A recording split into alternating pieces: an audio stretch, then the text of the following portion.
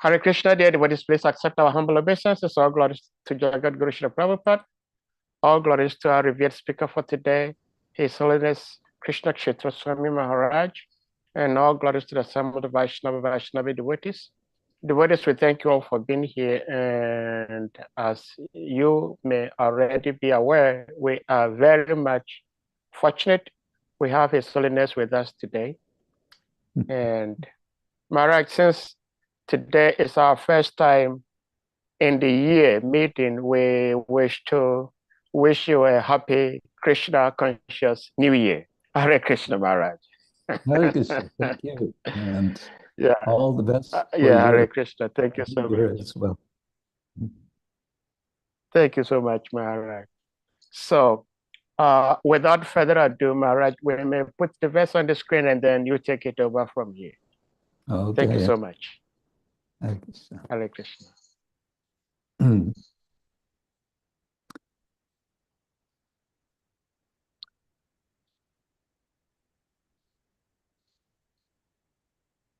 Okay, so let's begin with some pranati. Om Jnana Timirandasya Jnananjana Shalakaya Chakshurun Militam Yena Tasmai Shri Gurave Namah Shri Chaitanya Manobishtam Stapitam Yena Bhutale Swayam Rupa Kadamahyam Dadati Swapadantikam Vandeham Shri Guru Shri Yuktapara Shri Gurun Vaishnavangscha Shri Rupam Sagrajatam Sahagana Raghunatam Vitam Tang Sajivam Sadvaitam Savadutam Parijana Sahitam Krishna Chaitanya Devam Shri Radha Krishna Padan Sahagana Lalita Shri Vishakam Vitam Nama Om Vishnu Padaya Krishna Prestaya Bhutale Srimate Bhakti Vedanta Swamin Iti Namine Namaste Saraswati Devi Gauravani Pracharine Nirvishesha Shunyavadi Paschatya Deshatarine Vanchakalpatarubhyascha Kripa Sindhubhya Evacha Patitanam Pavanebhyo Vaishnavebhyo Namo Namah. Hey Krishna Karuna Sindhu Dinabandhu Jagatpate Gopesha Gopika Kanta Radha Kanta Namostute Tapta Kanchana Gaurangi Radhe Vrindavaneshwari Rishabhanu Sute Devi Pranamami Hari Priya Jai Shri Krishna Chaitanya Prabhu Nityananda Shri Advaita Gadadhar Shivasari Gaura Bhakta Vinda Hare Krishna Krishna Krishna Hare Hare Hare Rama Rama Rama Hare Hare Om Namo Bhagavate Vasudevaya Om Namo Bhagavate Vasudevaya Om Namo Bhagavate Vasudevaya Narayanam Namaskritya Naram Chaiva Narottamam Deving Saraswating Vyasam Tato Jayamudiraye Nashta Prayeshva Bhadreshu Nityam Bhagavata Sevaya Bhagavati Uttama Shloke Bhaktir Bhavati Nashtiki. So I'm happy to be here with you all today. I believe it's the same time zone as I'm in Nigeria, but I don't know where you all are. Some are in Nigeria, I suppose. So it's afternoon. And what better time to read and reflect on this transcendental literature, Srimad Bhagavatam. I've been told we're reading this particular verse, Canto 3, Chapter 5, verse 43. I believe this chapter is called Questions by Vidura, something like that. And what we have here is one of the prayers. Yes, Maharaj. One of the prayers of the devas, the demigods, to the Lord. They've been engaged in manifesting the universe or creating the universe, but they have a problem, and that problem is mentioned or is expressed in verse number 38. Basically, the problem is that the devas have duties to perform, but they cannot perform them. These are duties of universal control. They're supposed to be controllers, but they can't actually make connections to be controllers without the grace of the Lord. Okay, so let's read verse number 43. If you can scroll up a little bit. Yes. Vishvasya janma stiti samyamarte kritaavatarasya padambujangte rajema sarve sharanam yadisha smritang prayachat shabhayang svapungsam Vishvasya janma stiti samyamarte kritaavatarasya padambujangte Rajema sarve sharanam yadisha smritang prayachat shabhayang svapungsam. Once more. Vishvasya janma stiti sangyamarte kritavatarasya padambujangte. Rajema sarve sharanam yadisha smritang prayachat shabhayang svapungsam. And you can scroll down.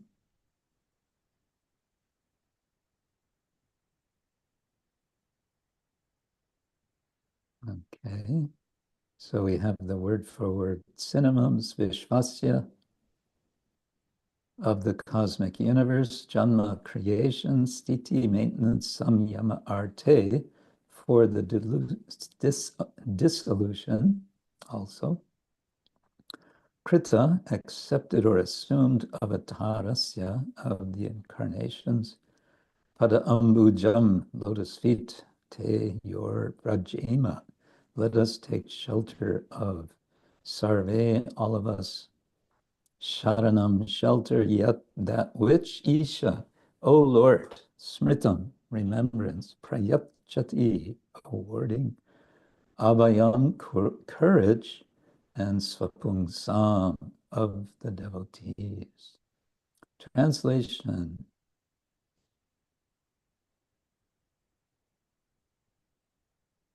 Can you scroll? O Lord, you assume incarnations for the creation, maintenance, and dissolution of the cosmic manifestation.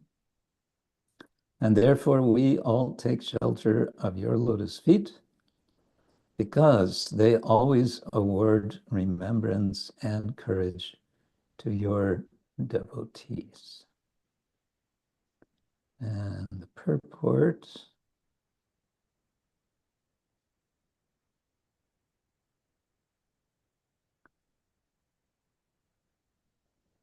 For the creation, maintenance, and dissolution of the cosmic manifestations, there are three incarnations, Brahma, Vishnu, and Maheshvara, Lord Shiva. They are the controllers or masters of the three modes of material nature, which cause the phenomenal manifestation. Vishnu is the master of the mode of goodness, Brahma is the master of the mode of passion, and Maheshvara is the master of the mode of ignorance. You can scroll.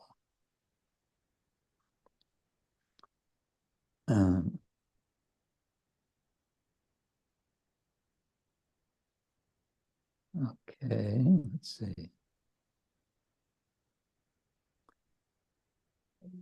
Oh, yes, there are different kinds of devotees according to the modes of nature. Persons in the mode of goodness worship Lord Vishnu, those in the mode of passion worship Lord Brahma, and those in the mode of ignorance worship Lord Shiva.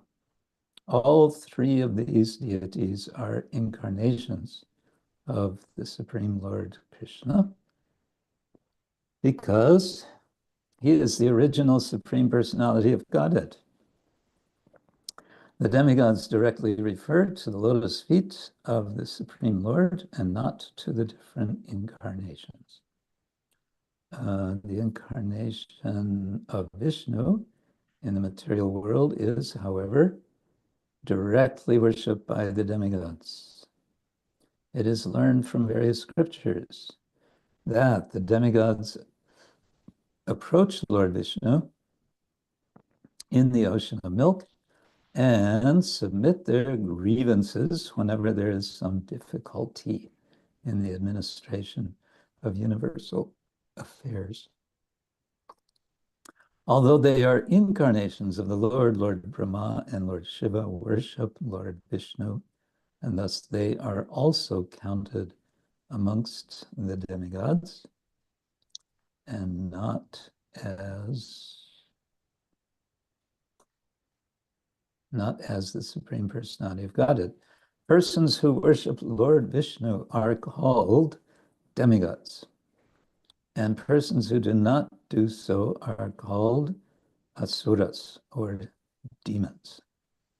Vishnu always takes the part of the demigods, but Brahma and Shiva sometimes take the side of the demons.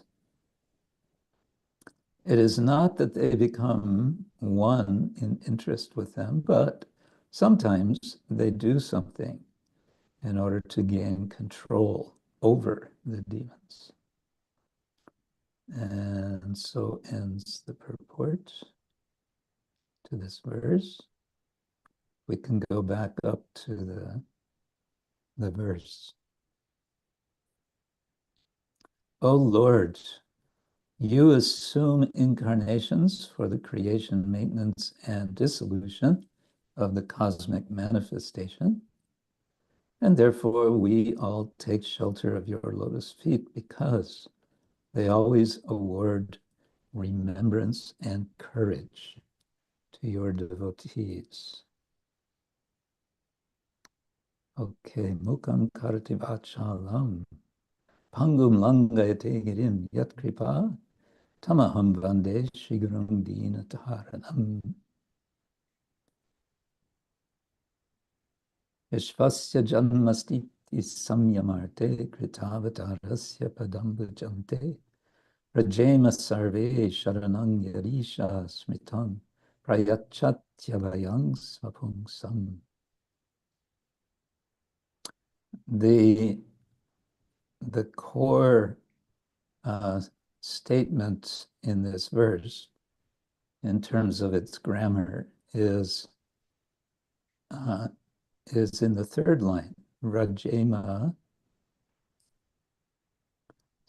Rajema Sharanam. We go, or we resort to, we take refuge. And with whom do they take refuge? In Isha. And the word Isha is in the vocative case, which means they're directly addressing, oh Isha. Just like we chant Hare Krishna. We're directly addressing Krishna in the grammatical sense of calling out. This is called Sambodhana, calling attention. And this word Vrajema, we might notice, is similar to a word in perhaps the most famous verse of the Bhagavad Gita, Sarva Dharman Parityaja Mamekam Sharanam Vraja. So that Vraja is also in, like here, it's in the imperative form. Krishna is telling Arjuna, Vraja. What does Vraja mean? Well, we think it, we think of Vraja Vrindavan. And one might make a kind of rasic connection there. But technically, Vraj, V-R-A-J, is a verbal root, a dhatu, and it has the meaning to go, can also mean to walk or to proceed, to travel, and it can also mean to wander or to just to move. So this Vrajema is let us go, let us not wander in this context. Certainly they don't want to wander to Krishna's shelter, they want to go directly. But in the dictionary, it specifically says that the verb vraj together with sharanam specifically means to take refuge with. So we can take actually the whole verse as a kind of echo and expansion of Bhagavad Gita 1866, where Krishna is exhorting Arjuna to surrender. Mam ekam sharanam vraja. Sharana means shelter or refuge. It's a noun. And you could say the rest of the verse is explaining why they want to do that. They want to take shelter of Isha. Why? Well, Vishvasya Janma Stiti Samyama Arte Kritavatarasya. First of all, because it's he is the one who is appearing, avatara, or descending. Avatara, ava means down, and tara is crossing down. So the Lord, Isha, is the one who crosses down, arte, for the purpose. What purpose? Janma, stiti, samyama. Creation, maintenance, and destruction. Of what? Of the universe, Vishvasya. So here we have another echo, I would say, from within the Bhagavatam, namely from the very first verse of the Bhagavatam, which, as you all certainly know, begins Janmadyasya yaton bayad itaratas charte svarat. So that Janma Adi, in this context, Adi, well, very often, Adi literally means beginning, but it can have the sense of etc. So Janma, etc. And whenever there's Janma, etc., one can understand that means birth or creation and maintenance and destruction. So it's a kind of typical expression to save space, to make it compact. Janmadi. No need to say Janmastiti Samyama. But here in this verse, it's expanded out just in case anyone is not sure. And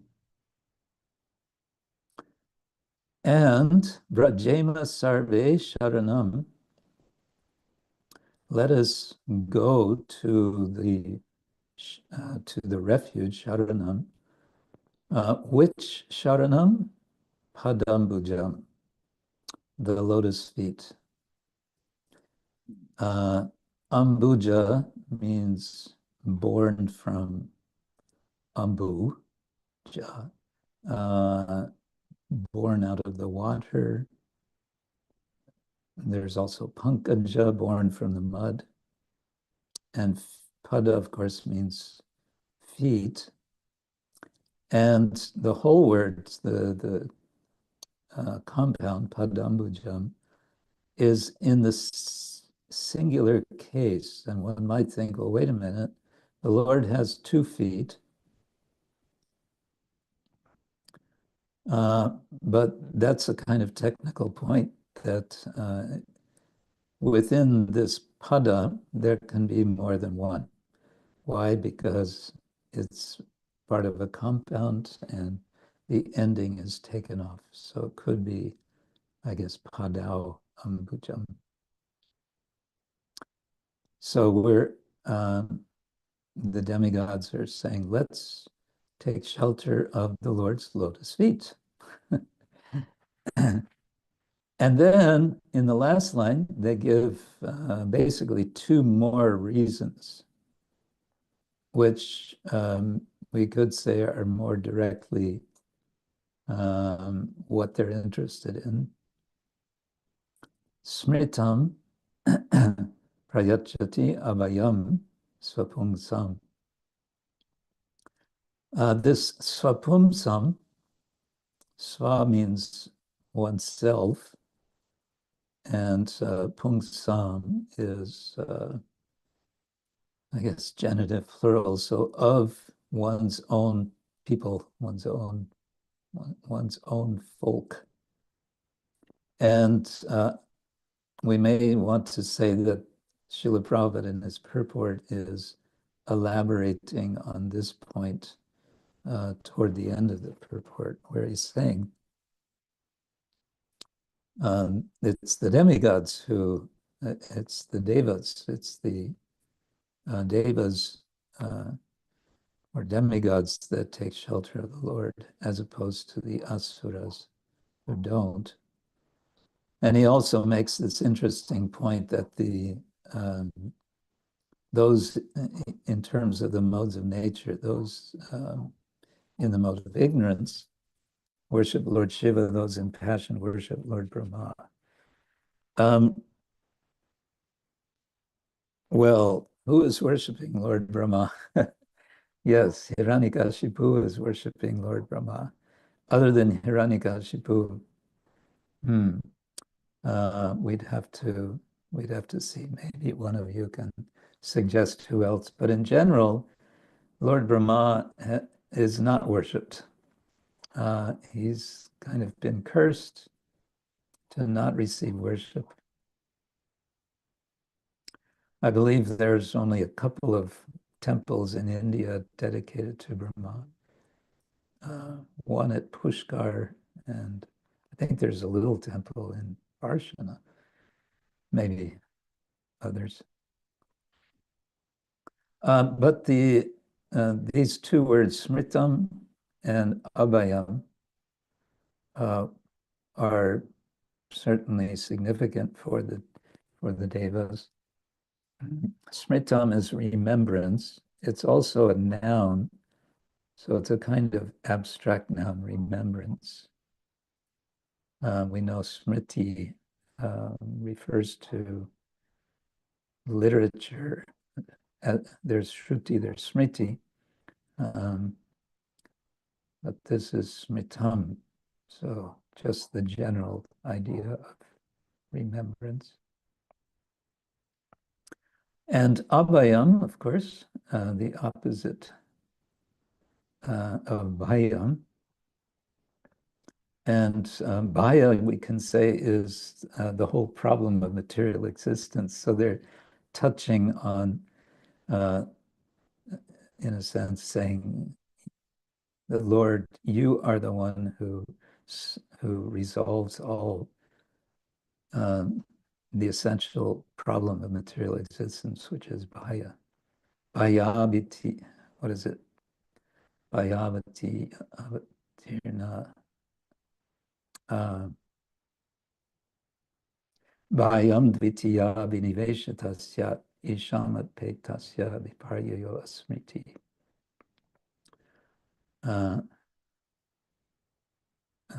Bhaktyaka yesham gurudeva tatma.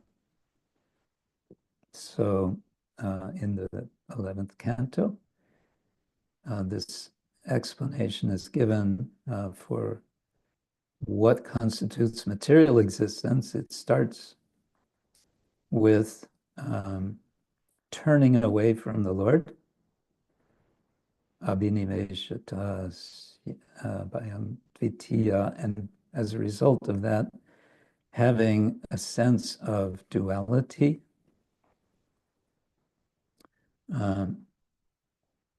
apetasya, I think, is turning away from the Lord. Isham apetasya viparyaya asmriti. And asmriti, forgetfulness. So out of that forgetfulness is coming bhaya, coming this fear. So in this verse, it's saying that the Lord is the one who can give smriti, remembrance, and can give abhaya, fearlessness. So by describing the Lord in this way, they're addressing him and encouraging him to respond and fulfill their need. This point of remembrance, we may also want to remember that in Chaitanya Charitamrita,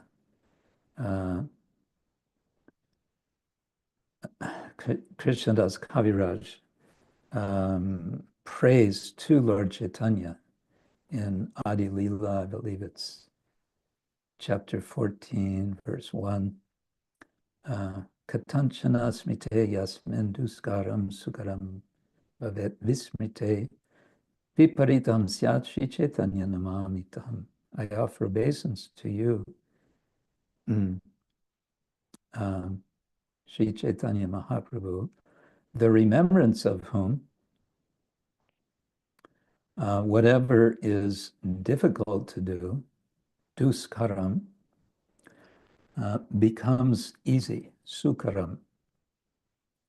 By remembering you, that which is difficult to accomplish becomes easy to accomplish. Vismite viparitam syat. And the opposite is the case when we forget Chaitanya Mahaprabhu. So that which is normally easy to do becomes difficult. So we want to remember the Lord. Smritam, the Lord is, Isha is giving that remembrance. And as a result of giving that remembrance, he's giving abhaya, he's giving fearlessness. Or, as Prabhupada says in the word for word, abhayam, he's giving courage. Courage, that's very interesting because it suggests we might want to say an essential quality or capacity for devotees to preach. If we want to preach Lord Chaitanya's mission, we need some courage. We need to feel encouraged and then to have courage to face all sorts of opposition. Courage which is possible by remembering smritam, that that Lord who is descending into this world for the purpose of creation, maintenance, and destruction. So these are a few aspects of this prayer. Prayachati is the is another verb. Brachema is let us go to shelter. And then prayachati, awarding, and it's third person singular, so it would be referring to padambuja. So the feet which are born of the water, literally, singular. So it matches grammatically. Padambujam prayachati. So the feet of avatarasya, of the one who descends,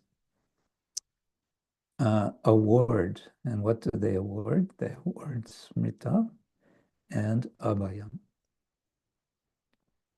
And they award for the devotees, sva pungsam.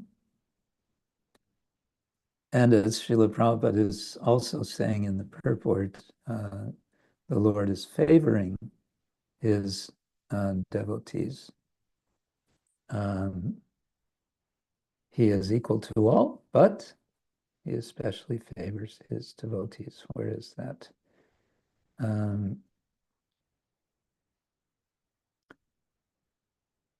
Yes, at the end, Vishnu always takes the part of the demigods, but Brahma and Shiva sometimes take the side of the demons. And then, it's an interesting point at the very end, it is not that they become one in interest with them, but sometimes they do something in order to gain control over the demons. So we may wonder in this case, well, what about that when Hiranyakashipu was worshiping Lord Brahma? He was kind of demanding from Brahma the power of eternal life. And of course, he said, I can't give that. But he could grant all of these kind of conditions in which he would not be killed. So one might well ask, so then how is it that Lord Brahma is gaining control over the demons? It may be said that in this case, the control that Brahma had was that Hiranyakashipu was focused in his austerity to please Lord Brahma. And by having that focus, despite having evil intentions, he was advancing, he was progressing, he was engaging in meditation, in yoga, and as a result, he was preparing himself ultimately to be qualified to ultimately be controlled by and killed by Lord Vishnu. So we may say in a kind of indirect way, Lord Brahma was gaining control over him in that way. So those are a few simple, straightforward points. Maybe we can pause here and see if any of you have any comments you'd like to add, or maybe a question at this point.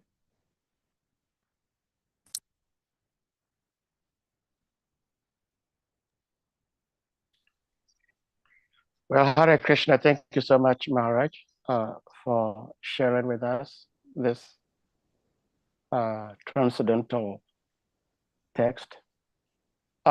Devotees, if anyone may have questions, comments, realizations you may want to ask or share, please indicate by using the hand emoji or your physical hand, and you'll be asked to unmute to ask your question or to share. Hare Krishna. And Maharaj, we hear so much about yeah, Maharaj, I have a question. We hear so much about Lord Vishnu and Mother Lakshmi in the ocean of milk, as Srila Prabhupada explains in the purport. I haven't come across anywhere where it is said that there are lots of activities going on in this particular abode where Lord Vishnu is in that Garbo ocean and being served by Mother Lakshmi. It appears to me, are they the only two beings there, or there are other 11 entities there worshiping the Lord? Because the Lord has to be worshipped, and that means that there must be worshippers. This is my wondering. I'm not sure if you may help. I'm trying to see where you're referring to in the purport. The demigods approach Lord Vishnu in the ocean of milk. Is that what you're speaking about?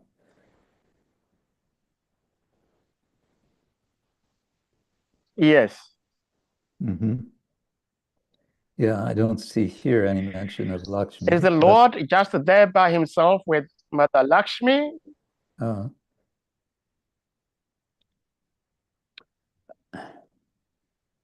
Well, I think first we have to see what is the context here of what he's, the context, what Prabhupada is saying here. He's not, his purpose is not to describe what's going on in the ocean of milk. His purpose is to emphasize that it is Vishnu whom the demigods approach when they're in trouble. They're not approaching Lord Brahma. They're not approaching Shiva. They're approaching Vishnu. And he says, in the ocean of milk. Well, or, Shveta Dvipa, which is in the ocean of milk. Maybe your question is Shveta Dvipa consisting only of Shiva and Vishnu and Lakshmi, or are there other inhabitants there? Well, I would think, because we always hear the Lord is not alone ever, that there are other inhabitants serving. we can well imagine that Lakshmi has many assistants. Lakshmi sahasrashata sambrama sevyamanam, right? And there may be expansions of Lakshmi there. There is, if I remember correctly, in the Mahabharata, a description of Shvetadvipa in the Moksha Dharma, somewhere in the Moksha Dharma portion, or in the Shanti Parvan in any case. Bhishma speaking. There the Lord is referred to as Narayana.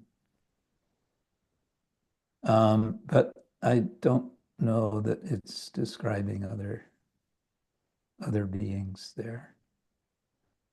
Yeah, it's an interesting question, but maybe from your question, we can kind of take a little tangent to something I read today. This is from Brihad Bhagavatamrita. And this is in Vaikuntha. This is volume 2. And it's chapter 4. Narada is speaking to Gopa Kumar in Vaikuntha. And he says, this is verse 139. And, well, there's 3 or 4 or 5 verses. Let's see. But it's interesting. It says, and the verse 130,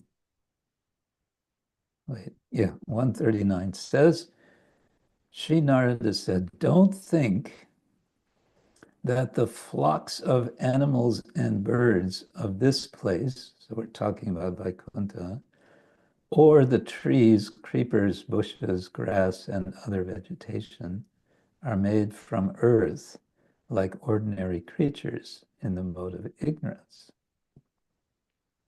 And the commentary, short commentary from Gopi Paratnadana Prabhu says, in Vaikuntha, Gopakumar saw many animals like cows, horses, and elephants, birds like doves and cuckoos, trees, bushes, and creepers like mandaras and kundas, and seemingly inauspicious creatures like insects and worms. He would have been wrong to think that these were inferior living beings born into bodies covered by the mode of ignorance. They were not degraded like the living beings of the material world that assume bodies made of the element earth. And then it goes on, verse 140, in fact, these are all personal associates of Sri Krishna, all with spiritual Satchit Ananda bodies. They have assumed such forms to taste the ecstasy of serving the Lord in various ways. So just imagine even insects and worms taking certain forms to taste the ecstasy of serving the Lord in various ways. And then the commentary says, these Vaikuntavasis choose to play such roles as animals and birds to increase the variety of Lord Narayana's pleasure. And they also want to share in that pleasure. Thus, the birds, bees, trees, and creepers described by Lord Brahma in the third canto of Srimad Bhagavatam, when he tells of his own experience of Vaikuntha, are not ignorant creatures like the corresponding species of life in the material world. And verse 141 says, they have assumed forms with colors and shapes similar to those of the Lord they have worshipped as most dear. Now, there's a commentary to this. This verse indicates that Vaikuntha devotees who appear in non-human forms, such as those of some animal or plant, have worshipped similar forms of Lord Narayana, who by his expansion appeared in those same species. These devotees, each in his own way, have realized the perfection of Sarupya, having attained forms that look just like those of the Supreme Lord. So the Supreme Lord takes the form of a worm, perhaps, and then the devotees take Sarupya, that same form. And then the next verse, having each attained sameness with a particular form of the Lord, they have gained the opulences of various kinds of bodies as sages, demigods, fish, tortoises, human beings, and mystic seers. And verse 143, Varaha Narasinghascha Vamanascha Trilochanaha Chaturmukha Sahasraksha Maha Purusha Vigraha. Some have become hogs, man lions, or dwarfs, and some have 3 eyes, 4 arms, or thousands of eyes, like the Mahapurusha. And one more verse. Some have assumed bodies with thousands of faces, or with features like such deities as the gods of air and fire. Some have 4 arms, or 8, or 12, or more, and various kinds of dress, ornaments, symbols, and other attributes.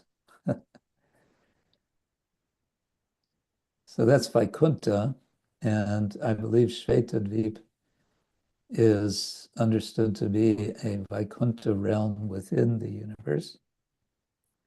So to me, the logic would be, yes, there are so many devotees there.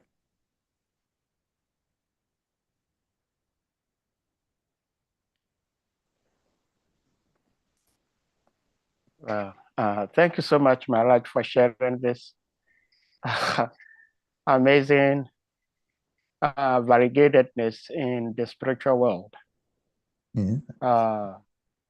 It's very interesting. Wow. So in other words, any form one can ever imagine, the Supreme Lord has that form and has appeared in that form in some part of the universe, and it's been worshipped. Yes, it's said that the Lord appears in every one of the 8,400,000 species.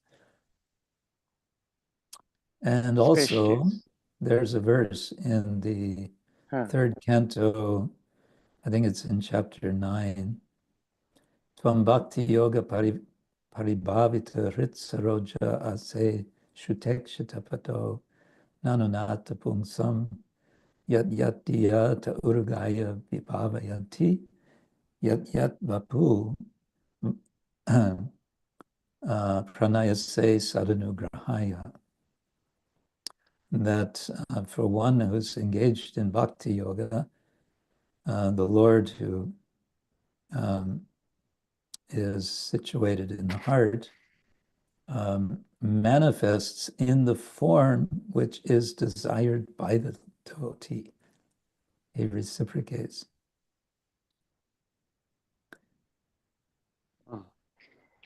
Well, thank you so much, Maharaj. I don't know if there is a way you can attempt to fix this, but I'm getting a notification that your internet connection is quite unstable. Oh. So that's why sometimes your audio kind of breaks up. Oh. And it's like your audio is fighting against your image. So sometimes we hear you, we do not see you. Sometimes we see you and we do not hear you clearly. But we have Madhava Prabhu's hand up. Madhava Prabhu, please, you may unmute. Hare Krishna, Maharaj. Madhava Pranam. All grace unto your little feet. Thank you very much for sharing your time with us. The tight schedule. We so much appreciate. From this test, something came to my mind when they mentioned that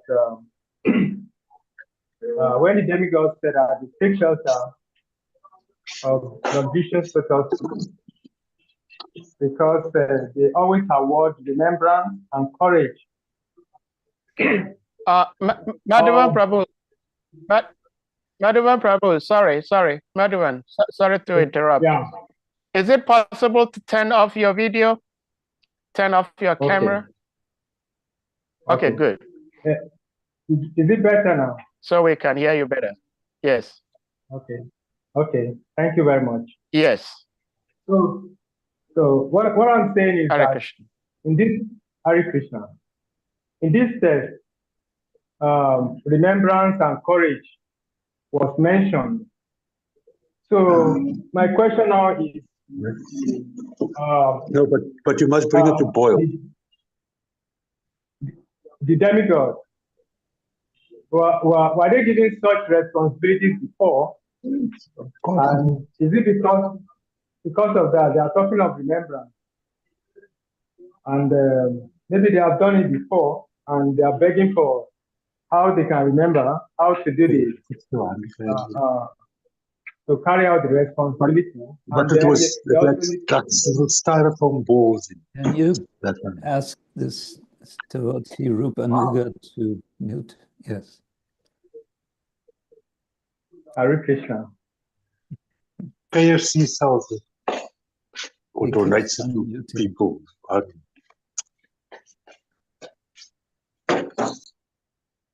Okay. Maharaj, excuse me.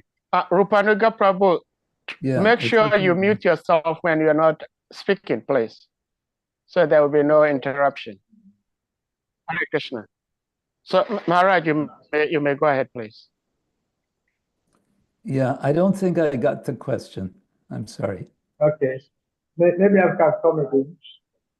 My question is, in this text, they mention smriti or remembrance.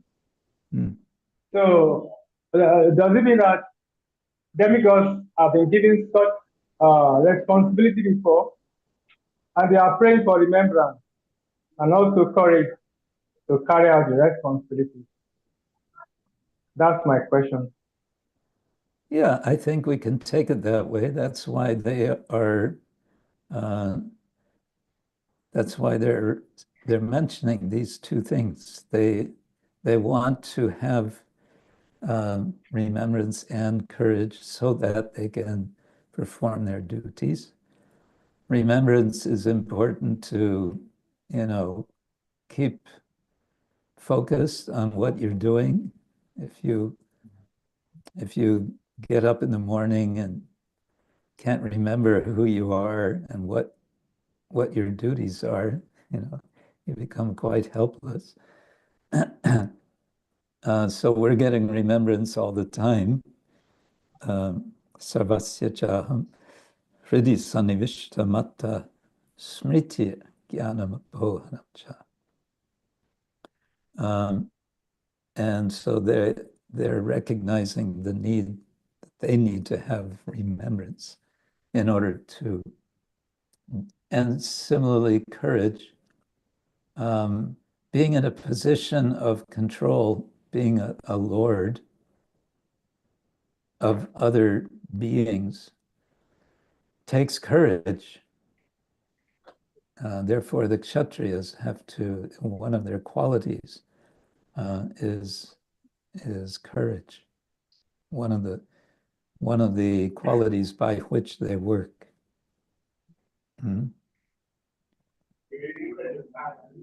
That would be my understanding. Thank you very much, Maharaj. Okay. Thank you.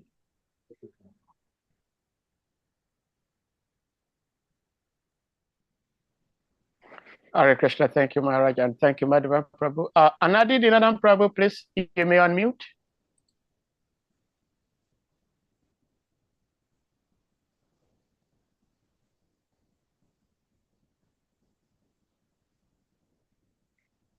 Anadi Dinadam Prabhu, are you still there?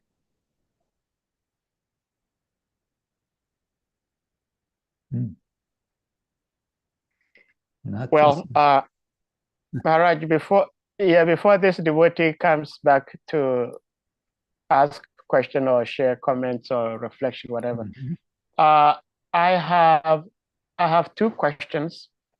I have two questions, but the second question is dependent on my first question. So I'll first ask the first question, and then based on the answer, the second one may follow. And that is, Lord Chaitanya predicted that this Sankirtan movement will be in this material world for a maximum of 10,000 years, after which the Sankirtan movement will no more be in existence as it is today. Now, the question I have in this regard, because we're talking about dissolution, creation, maintenance, and dissolution. Does this mean that it is going to be widespread as Srila Prabhupada has done it, that we have the Sankirtan movement almost all over the world? Is that going to be the case, or it is going to be probably in a very small location and other places may be bereft of the Harinam Sankirtan movement, or it may appear to be dead at some point, and then another great Acharya comes in at some point to revive it, or it's just going to be continuum as we have it today? Oh, one of those questions. I have to get out my crystal ball.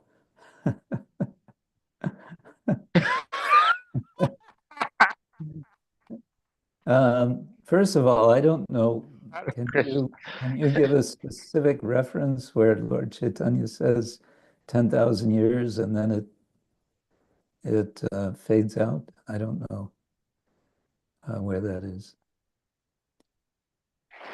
I hear well, this 10,000. Okay, nice question. I do not. Yes, I haven't heard it from Lord Chaitanya himself, but I've heard it from Srila Prabhupada in some of his writings. Yeah, I guess I would want to see. And Srila Prabhupada points to Lord Chaitanya. I guess I would want to see a very specific quote and also the context. But aside from that, I cannot predict. I like to remember His Holiness Gandamakanana Swami's idea of ISKCON having 3 dimensions. The sort of mechanical, not mechanical, but the dimension of engagement, visible management, buildings, money, etc., is the ground floor, and then the next floor is our sadhana, our personal cultures, our sangha.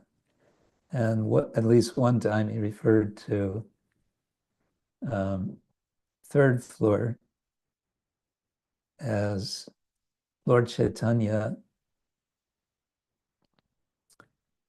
spreading the Sankirtan movement all over the universe, all the time, whether or not we take part and whether or not we see it. He didn't put any time limit on that. And when we hear Lord Chaitanya glorifying Sankirtan, Param Vijayate Sri Krishna Sankirtanam, he's not putting any time limit on that. He doesn't specify anything. He just says, Cheto Darpanamarjanam. This is the effect. This is all the benefits of Sankirtan.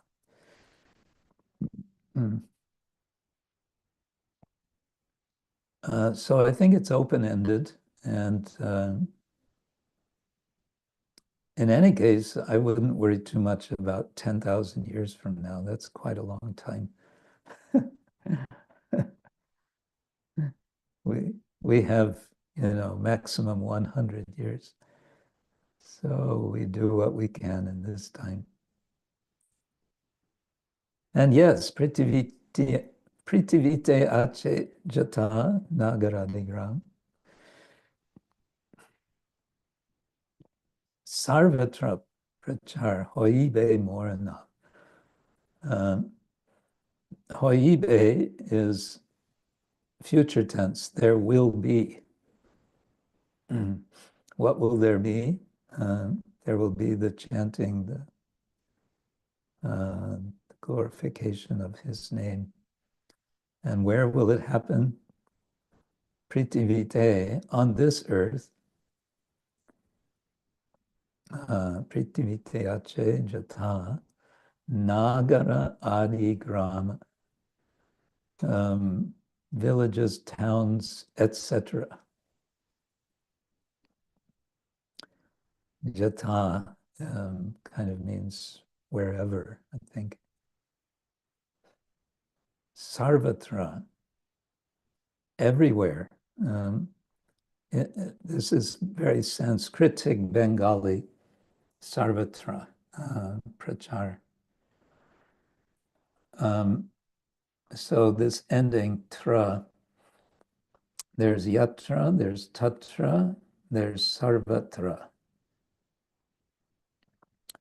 Yatra means where, and tatra means there, and sarvatra means everywhere. So sarvatra prachar, where the preaching, the prachara of the holy name is going on. Hoibe, there will be this preaching. So let's take it that way and not worry about 10,000 years from now. Is that okay?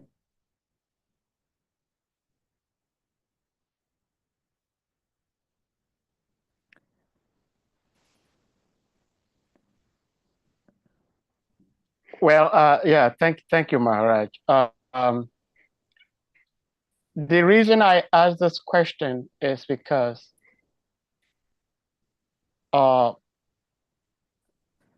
almost all the bona fide religions of the world, as we know them today,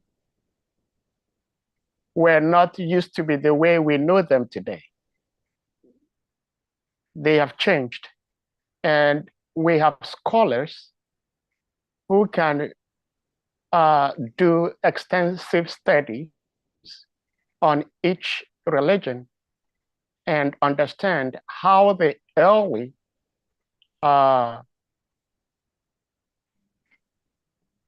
people of that particular religion lived and behaved.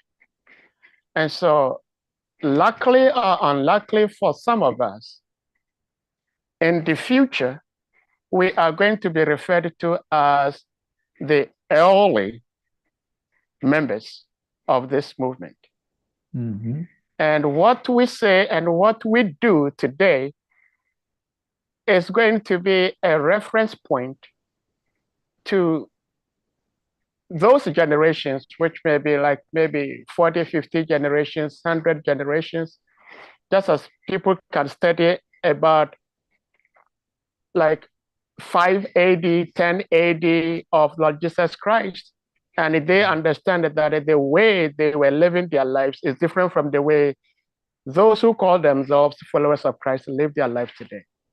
Mm-hmm. So my question is, I have this concern because, of course, I did not meet Srila Prabhupada in person, but his disciples were so blessed and so intelligent that they pretty much put everything necessary for the world to know about Srila Prabhupada into recording. Mm-hmm. And I've come across few places where Srila Prabhupada emphatically says that he has not come to sell Hare Krishna Mahamantra like other Swamis, other yogis came and did before him.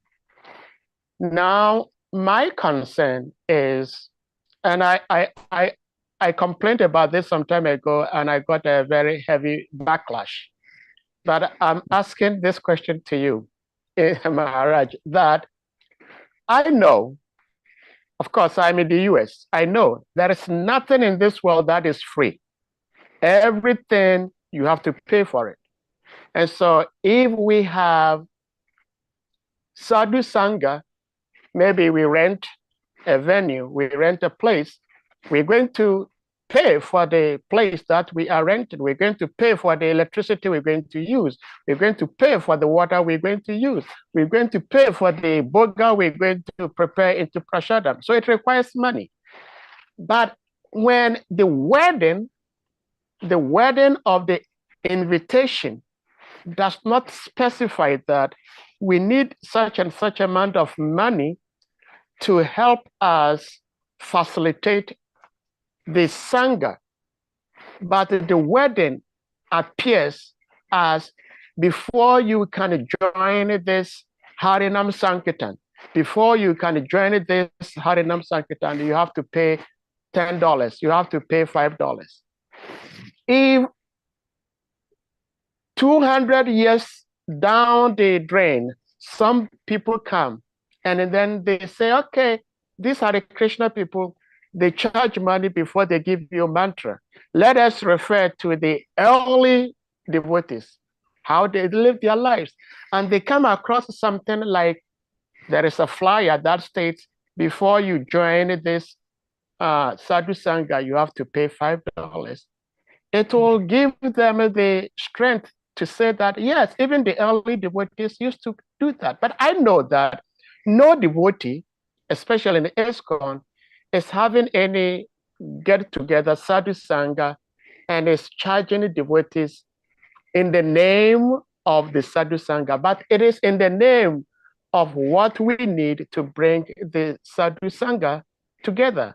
So my question is, if you think, as I am thinking in my own, excuse me to say, my crazy mind, my crazy head, that if we pay attention to the wording of our flyers and invites, maybe it can help save this wonderful society in the future when some people become, excuse me to say, degraded to the point that they will want to charge money before they give mantra to another person to chant. Mm. And I'm putting this question to you, Maharaj. This is my concern. And if you feel my concern is inappropriate or it is vague somewhere, you may correct me. And if you think it is an important thing to be considered, then you may also share your advice, and then maybe we can all learn from it. This is my concern, Maharaj. Hare Krishna. Thank you. Without getting into any details, because I think that wouldn't be so helpful, what I will say is what you mentioned.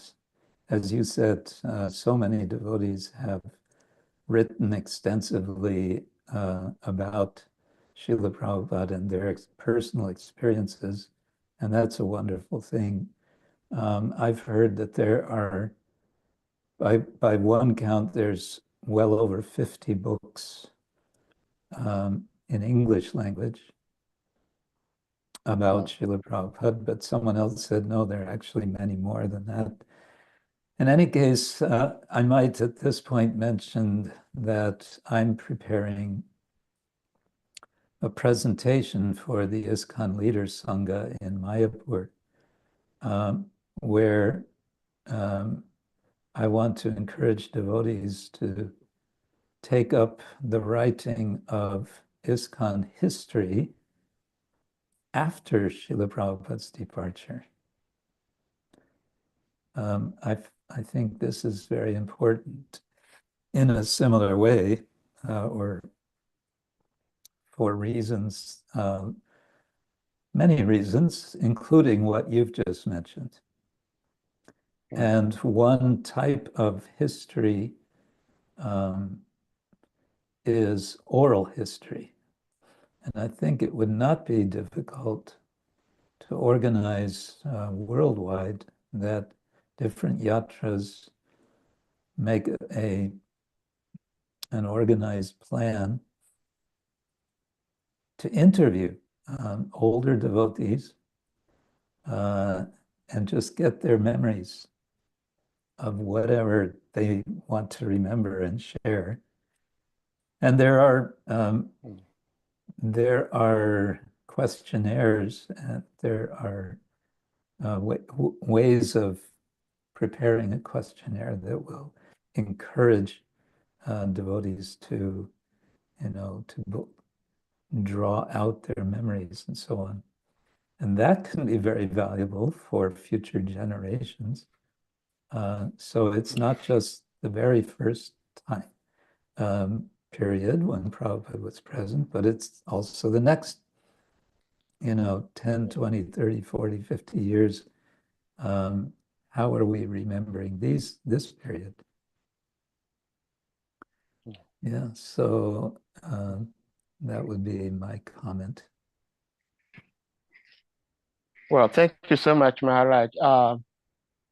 I'm not sure about other devotees assembled here, but speaking for myself, I am nobody to bless you. I rather need your blessings, but Yeah. I may attempt to pray. I may attempt to pray to their lordships to bless you in this particular service. Thank because you. it will be very, very helpful Thank to the world for all times, because we all should try to keep the movement as Srila Prabhupada gave us, and if for anything, we should try to make it better, but not to degrade it. So thank you so much for this amazing service.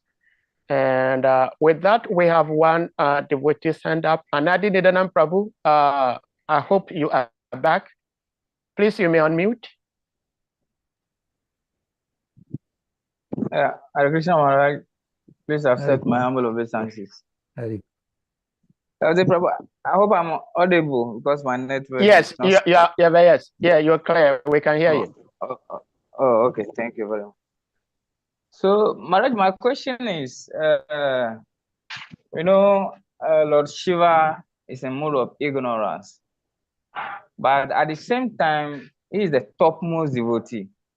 So I'm wondering, how can one be in a mode of ignorance at the same time be a topmost devotee? As in a case of Mother Mandodari, who is also a wife of Ravana, but is being glorified as a chaste woman. So my question is intertwined question. I hope you can help me. This is baffling me a lot. So if you can help me in this regard, Hare Krishna. My understanding is that it's not that Lord Shiva is in the mode of ignorance, but rather he is Lord of the mode of ignorance.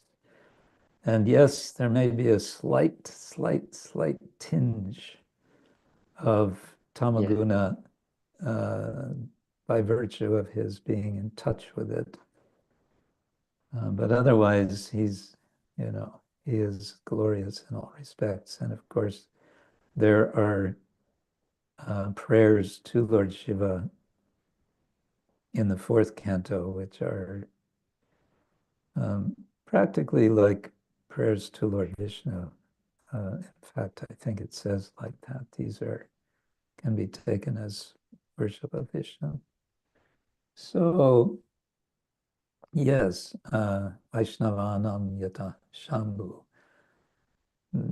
As Shambhu, who is Shiva, is best among the Vaishnavas, it said.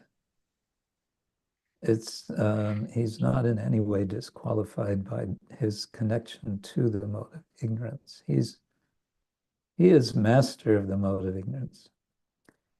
And he's glorified at every turn throughout the Bhagavatam. His followers are considered, something other than Lord Shiva. They are his followers. He gives shelter to all kinds. He is Bhutanath and so on. Lord of the Ghosts and whatever. But he himself is recognized as a great Vaishnava. And Mandodari is recognized, is acknowledged as a chaste wife because precisely that, she was chaste. She was faithful to Ravana, however much of a demon he might have been. He was also very, qualified in many ways. And so his wife is dutiful, and so she's honored for that. That would be my understanding.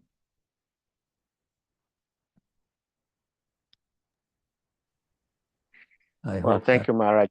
Anadi Nidanam Prabhu, I hope your question has been answered satisfactorily.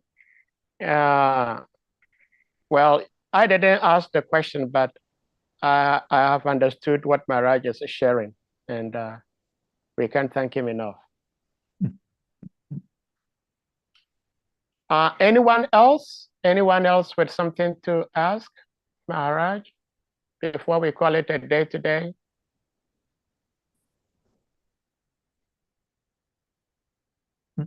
Well, Maharaj, it seems the devotees oh, okay. We have Srimad Varahacharya Prabhu's hand up. Srimad Varaha Prabhu, please you may unmute.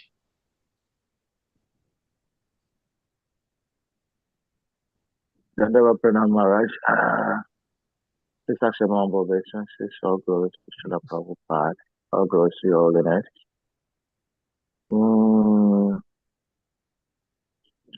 Actually, my question is borders on. I'm just reflecting on some of the questions being asked, and the project you just mentioned to us also about writing the history of ISKCON after the departure of Prabhupada. So I just want to hear from your holiness how best you think that we can continue with the Sankirtan mission despite so many reversals, I can say, in the present front. Of course, so many also good successes are recorded, but on a larger scale, sometimes the future looks bleak. If we want to compare with the spirit, the same spirit that was there during the time of Srila Prabhupada, the future looks a bit bleak and discouraging. Not so much, that kind of fiery missionary activities going on like before. So I'm just deducing this from some of the questions being asked. Reason why somebody may be asking, Srila Prabhupada said, my books will be the law books for the next 10,000 years. So one will be asking, will ISKCON actually, our Sankirtan mission, survive 10,000 years? Right now, barely, not even 100 years. And most of the temples empty and many things, So that's what I'm trying to ask Your Holiness. Well, what would you think, or what would you advise as the best way to forge ahead the Sankirtan mission in spite of whatever that is happening around us? Thank you, Maharaj. Because I think I have to get out my crystal ball again. I don't mean to make light of your question. I know you're asking seriously. I know you're asking seriously, but I've never been one for kind of seeing into the future. On a positive note, I just heard 3 or 4 days ago from Vaisheshika Prabhu that worldwide ISKCON has distributed 5 million Bhagavad Gitas in 2024. Wow. So, I mean, the scale, we kind of forget, but before Srila Prabhupada started his mission, there were the various Gaudiya Mats, and they were printing some books. And I mean, I think it wouldn't be unreasonable to guess that maybe they sold 1,000 or 2,000 books in a year. You know, they were not, Prabhupada wanted, before he came to the West, that's described, he wanted to print, what was it, 500 copies of something or 1,000. And the senior sannyasi said, no, that's too much, you know. Hmm. So now we're talking 5 million Bhagavad Gitas. I mean, there's no comparison really.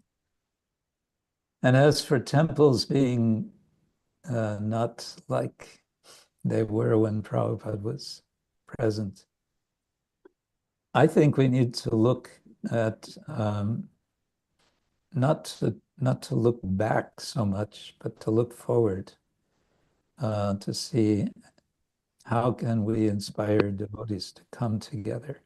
If it's not in fixed temples, maybe there are other ways. And of course,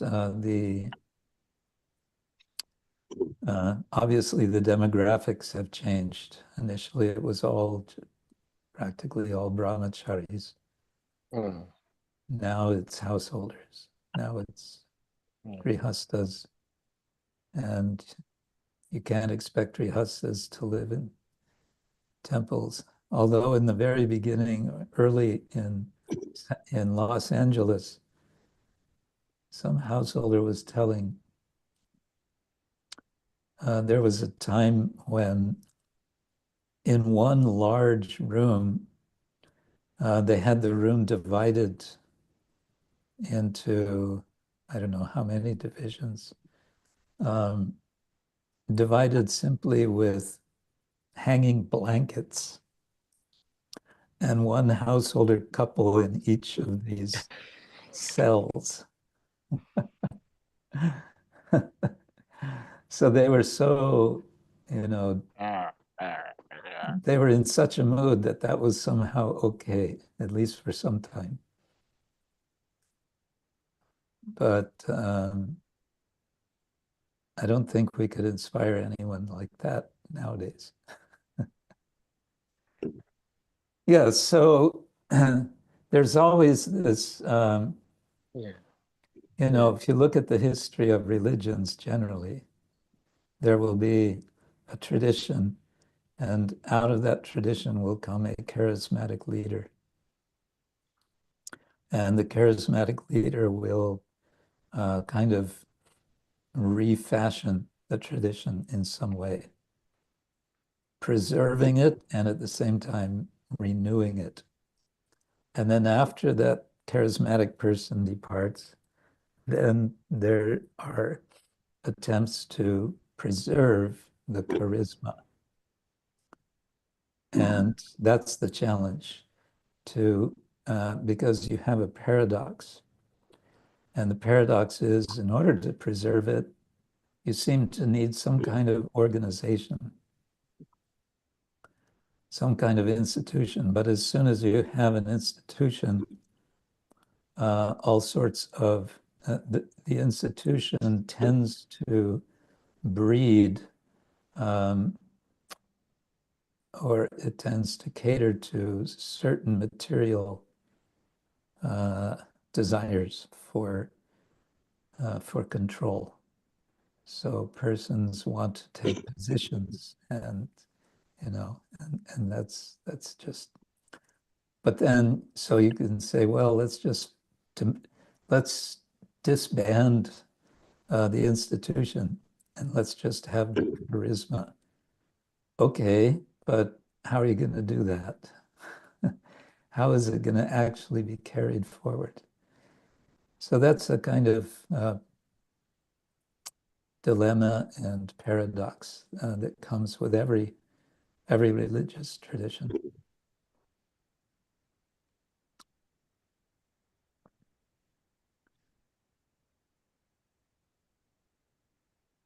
So I don't have any, I don't have any, maybe I don't have any reassuring words, except to say I think we do have an incredibly rich record of Srila Prabhupada's time and his teaching, extremely rich, extremely detailed, with audio recordings, video recordings, lectures, transcriptions, on and on. We have all of this.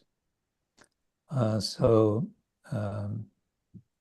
we certainly have a treasure which we want to share, but we need to also be a little creative in how we bring that to others.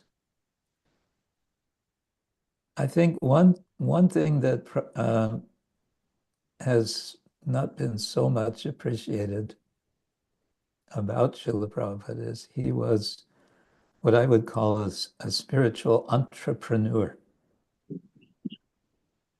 He was very entrepreneurial. He was carrying tradition, and he was very traditional in so many ways. But he was entrepreneurial. Just the fact that he went, to the Wild West on his own, very entrepreneurial. He was striking out on his own, and he wanted his followers to do the same. He would tell devotees, some of them very new, he would tell them, oh, why don't you go to such and such city and open a center? He would send, 2 devotees somewhere, just go there, open a center. So he wanted them also to be entrepreneurial. Just in India, a group of devotees were traveling with Prabhupada, going by train, I think in Gujarat, and they would stop at some town or city, and Prabhupada would say, you two, get off the train and go with this man. He's enthusiastic. Start a center here.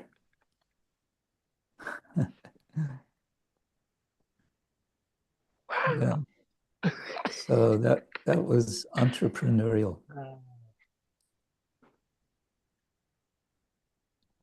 So we need to always I think we need to be looking in 2 directions at the same time. We need to look back to our tradition, look back to what Srila Prabhupada has given, and we also have to look forward into the uncharted territory and not necessarily make the uncharted territory try to make it look the same as the charted territory.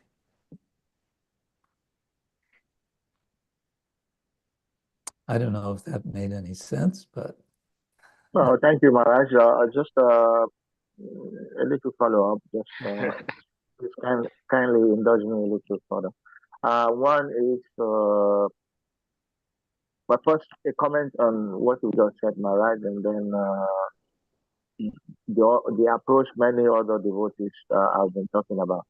The first, you were talking about Prabhupada being entrepreneurial, but wouldn't we say it's a missionary spirit, wanting many centers to spring up? So, I mean, can we only see that in the sense of being entrepreneurial or being in the missionary spirit. I believe Prithvi Yeah, that's in every yeah, town and village. So somehow that's the missionary spirit, which is lacking today. It is lacking today. That's one. And then the second point is I appreciate what you've just said, Maharaj, and what you're doing.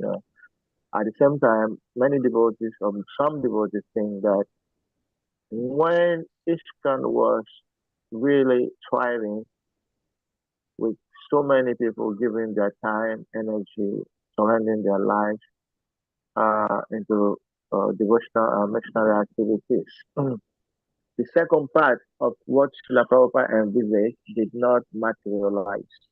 And so many devotees did not find a place any longer. So I'm talking about Vanashram. Prabhupada was saying the second part of my mission that is not yet fulfilled or that has to be fulfilled. Vanashram. So many people believe that many devotees kind of fizzle out because the ashram system no longer contains everybody, and the materialization of the Vanashram kind of system that can englobe everyone and offers opportunity to everybody is not materializing. So maybe that is the reason. So what do you think about this, Maharaj? As soon as anyone mentions Varnashrama, everything opens up into, a place with sort of bottomless pit of ideas. What to say? I don't know what I can say that would be helpful, that would be constructive. What I like to think is that we're still actually a very young society, and that we're kind of going maybe through some period like a teenager who's struggling for identity, self-identity. But when the teenager gets a bit older and they get more clear who they are, then they can go on with life and do very nice things. So I like to think we're still actually a very young society. And I think there's also a lot of good energy. There are young devotees who are very bright, and they want to serve the mission, and they're looking how to do it. And we need to help them find the direction that will work for them. And that has to be done in so many different ways, so many different levels. One way that we're doing this, trying to do this in Oxford, we have an initiative that was started, 3 years ago, I think, called Gaudiya Studies. And it's a kind of online academic program for devotees. And these devotees are sort of handpicked according to how we see their potential for taking advantage of what we're offering, which is the study of Gaudiya Vaishnava tradition in a, shall we say, academically inflected way. And we've had, I think, altogether 90 students over these 3 years, and it's been very, very positive result, very very encouraging. So that's one initiative, but I think there are others.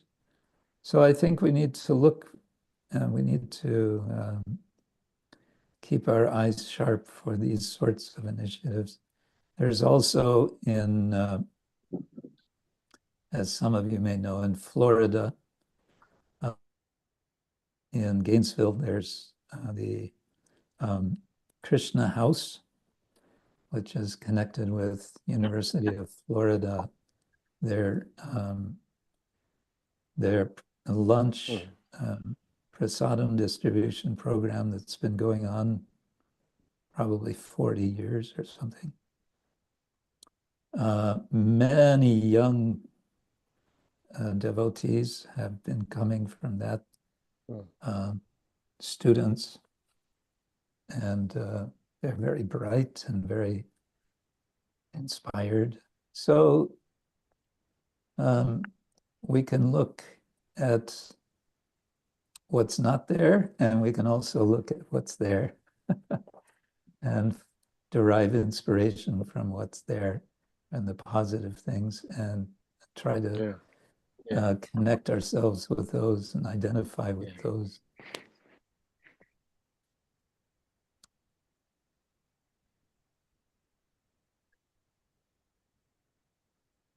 Thank you very much, Maharaj. Wow. Thank you so much, Maharaj, for this depth of wisdom. Yeah, it's very, very encouraging, very insightful. We have Her Grace Mitravinda Devi. Please, you may unmute. Hi, Maharaj. Thank you so much for being here.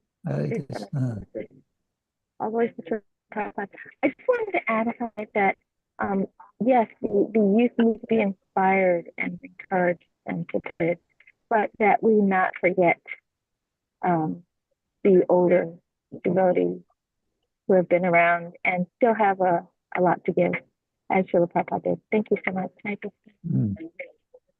Yes. Mitravinda Devi, your audio was not clear enough. Can you kindly repeat? I know it was quite brief. Can you repeat? Yes. Hear me now? Can you hear me? I think what I heard, yes, go ahead. Okay, so I wanted to say that, yes, it's wonderful and necessary that the youth are supported, encouraged, and inspired, but also as a suggestion that we not forget the devotees who are not teenagers, but who have been around and are sincere and strive to serve Srila Prabhupada and the community, and that, we still have a lot to give, as Srila Prabhupada did as our example, coming over at 76, 75, and going through so many things, to not age us out because we're not our bodies, but all of the devotees on this group right now are fire. They have so much fire left. And it would be wonderful if there were educational platforms provided for not just the younger body devotees, but as well the devotees who have been around and have in devotional lives and still keep going, still want to serve and have a lot to give. So please consider that. Thank you so much, Maharaj. Very, very nice. Thank you. Yes, I vote yes. It was very, it was quite unclear, but she's okay. What I understand she was saying is well, there's some delay in the transmission. Anyway, she was making a very nice point. We need to encourage all devotees because there are devotees who are inspired. They want to do something, and they need to be encouraged. There need to be educational programs to channel, I guess you could say, their enthusiasm. Yeah.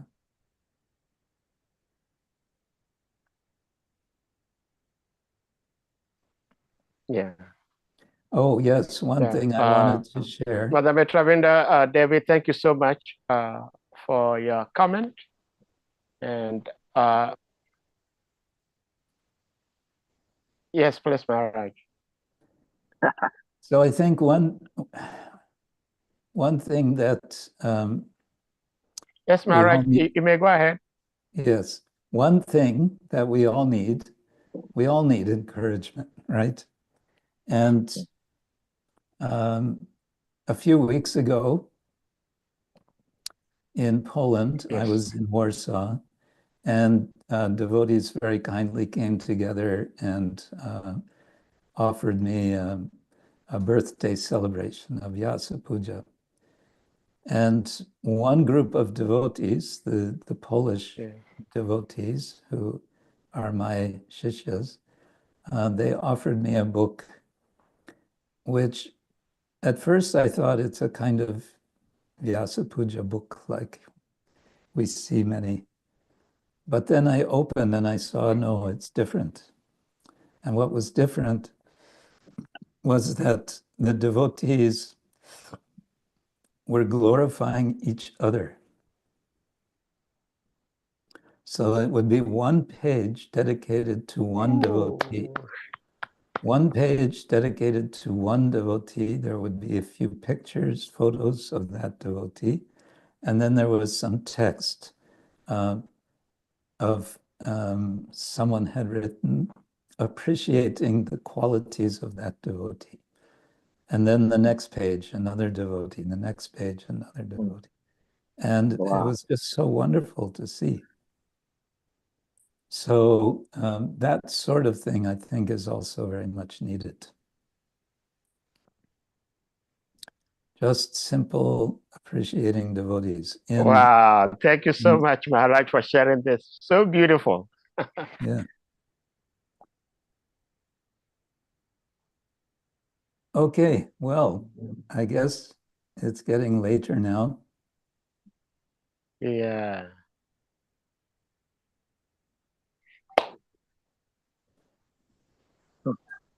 Yeah. Thank you so much, Maharaj. And what you just shared with us now reminds me of how oftentimes our Gurudev, His Holiness Bhaktisiddhanta Swami Maharaj, used to do similar things with us. He will ask us, as we all sit in the temple room, he will ask each devotee to say something positive about another devotee. Yeah. Sometimes he will ask us to write it and then give to that devotee. Or sometimes he will also ask the devotees to write to us what we needed to work on. Yeah. And they may not write their names because some people may think, oh, why is this person saying this? But do not write your name, but address it to a particular individual devotee, and then you tell this devotee, I think you can do better this way. So it's very encouraging. Thank you so much, Maharaj. And one last thing I would like to say is that, Maharaj, we're not saying this because you are here with us and because you are a direct disciple of Srila Prabhupada, but all of us who are not direct disciples of Srila Prabhupada, from today till time indefinite, we cannot sufficiently express our gratitude and appreciation to you all for helping Srila Prabhupada give Krishna consciousness to the world. And for that matter, we are all here today trying to serve Guru and Krishna. And this is our humblest, at least in words, expression we can offer to all the direct disciples of Srila Prabhupada who helped Srila Prabhupada establish ISKCON. Our millions and billions of dandavas to all Srila Prabhupada's disciples. And we pray that we can emulate their dedication to Srila Prabhupada and to the mission. Hare Krishna. Hare Krishna. Thank you all. My And thanks to thank you. you, Maharaj. Hare Krishna. I would say the same is also true if it weren't for all of you, the next generation, then where would we be? So we're all pulling the ropes of Lord Jagannath's Ratha. It's one big Jagannath Ratha Yatra.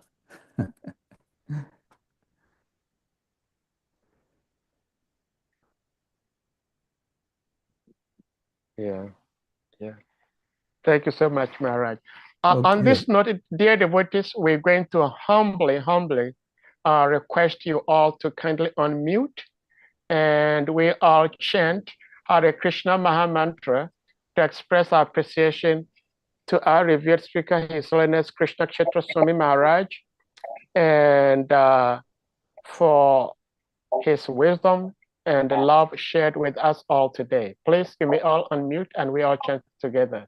Jai. Hare Krishna, Hare Krishna, Krishna Krishna, Hare Hare, Hare Rama, Hare Rama, Rama Rama, Hare Hare. Jai Vanchakapatarvyascha Kripasindhubhya evacha Patitanam Pavanabhyo Vaishnavibhyo Namo Namaha. Kalpatarvyascha Kripasindhubhya evacha Patitanam Pavanabhyo Vaishnavibhyo Namo Namaha. Unwanted Goti Vaishnavrinda ki Jai. All glories to His Holiness Krishna KSETRA SWAMI Maharaj ki Jai. Jagat Guru Srila Prabhupada ki Jai. Hare Krishna. Hare Krishna. Jai. Hare Krishna.